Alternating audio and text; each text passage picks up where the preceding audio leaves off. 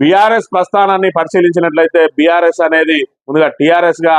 చంద్రశేఖరరావు గారు ఒక్కనిగా బయటకు వచ్చి టీడీపీ పార్టీ నుంచి మరి టీఆర్ఎస్ ను స్థాపించి పిడికడంత మందితోటి 2001లో ఏదైతే ప్రారంభమైందో అనేక అవమానాలు అనేక ఒడిదొడుకులను ఎదుర్కొని ఆ రోజు టీఆర్ఎస్ నుంచి గెలిచిన ఎమ్మెల్యేలు అందరిని కూడా మరి కాంగ్రెస్ పార్టీలో చేర్చుకున్నప్పటికీ కూడా మళ్ళీ పడి లేచిన కెరటంలో ఆయన ఉద్యమాన్ని ఉధృతం చేసి మరి ఏదైతే తెలంగాణను సాధించిండో తెలంగాణ సాధించిన తర్వాత మొట్టమొదటిసారి వచ్చిన ఎలక్షన్లలో 2014లో మరి మెజార్టీ స్థానాలను మ్యాజిక్ ఫిగర్ ను దాటి ఆయన అధికారాన్ని హస్తగతం చేసుకున్న పరిస్థితి. ఆ తర్వాత కూడా మళ్ళీ ఆయన పరిపాలనతోటి రెండోసారి కూడా పార్టీని అధికారంలోకి తీసుకొచ్చిండు. టీఆర్ఎస్ ఆవిర్భావం తర్వాత అనేక కొత్త తరం నాయకులు మరి ఎమ్మెల్యేలుగా అయిన పరిస్థితిని మనం గమనించవచ్చు. తీరా ఈరోజు పార్టీ కష్టకాలంలో ఉన్న